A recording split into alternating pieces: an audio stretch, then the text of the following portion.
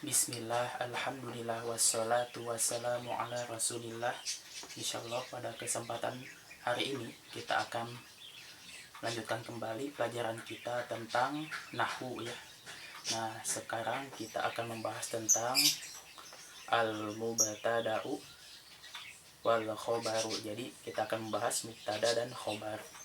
Nah, apa itu mubtada dan khobar? Nah, ini dia mubtada dan khobar ini dia merupakan salah satu bentuk jumlah ismiyah. Jadi ya salah satu bentuk jumlah ismiyah.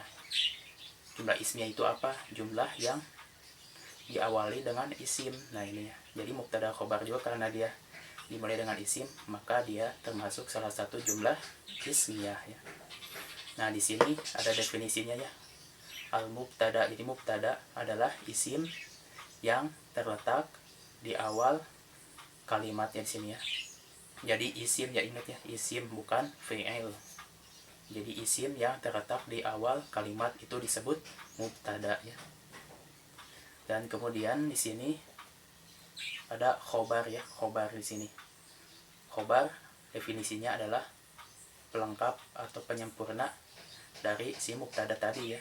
Jadi tanpa ada khobar si mubtada belum lengkap ya dia maknanya kayak gitu. Nah kemudian mungkin lebih jelasnya kita masuk ke contoh. Di sini contohnya ya ada ya. Di sini contoh, kita kesini aja nih.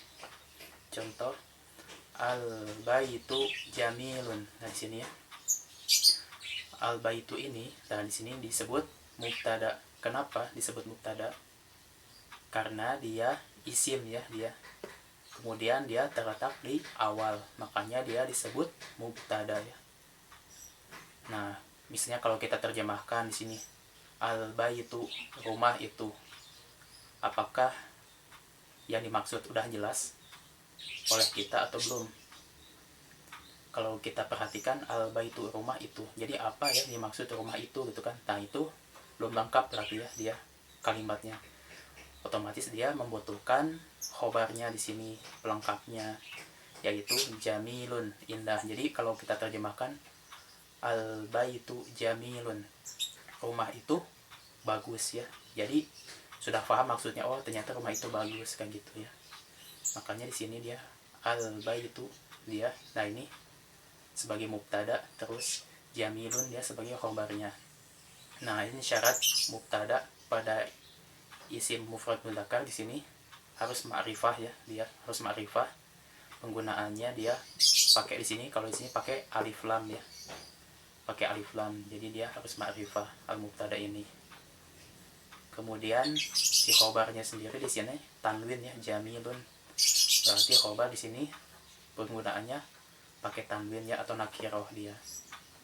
Untuk tadi isim mufrad yang mudzakkar ya.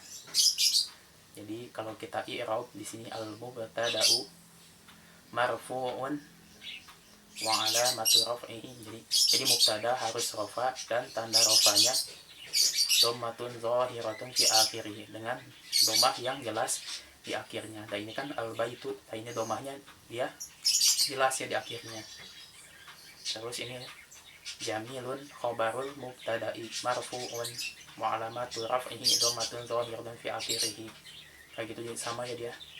Jadi si khobar ini dia sebagai tadi ya pelengkap dari si mubtada ya, harus marfu dan tanda rafanya dengan dhammah zahir di akhirnya kayak gitu ya. Nah ini contoh yang berikutnya. Di sini ada al bintu jamilatun ya. Di sini al bintu ini karena dia termasuk dia apa, isim yang terletak di awal, jadi dia disebut mubtada. Nah dia harus rafa dan tanda rafanya dengan dhammah di akhirnya dari sini ya. Kemudian di sini jamilatun, nah ini berarti butuh pelengkapnya ya. Jadi si mubtada tanpa khobar ibarat apa, sayur tanpa garam ya. Jadi makanya dia harus ada khobarnya di sini. Khobarnya jamilatun, pelengkapnya ya. Jadi anak perempuan itu cantik ya kan gitu ya. Nah kan gitu, jadi pembahasan tentang mubtada dan khobar. Jadi mubtada itu dia salah satu bentuk jumlah ismiyah. Jadi syaratnya dia tadi. Kalau mubtada dia harus kayak apa, ma'rifahnya di sini kalau isim mufrad ya, dan khobar di sini nakirah ya, kayak gini penggunaan buat yang isim mufrad. Jadi mungkin cukup ya sekian untuk pembahasan tentang al mubtada wal khobar. Jadi mubtada dan khobar semoga bermanfaat.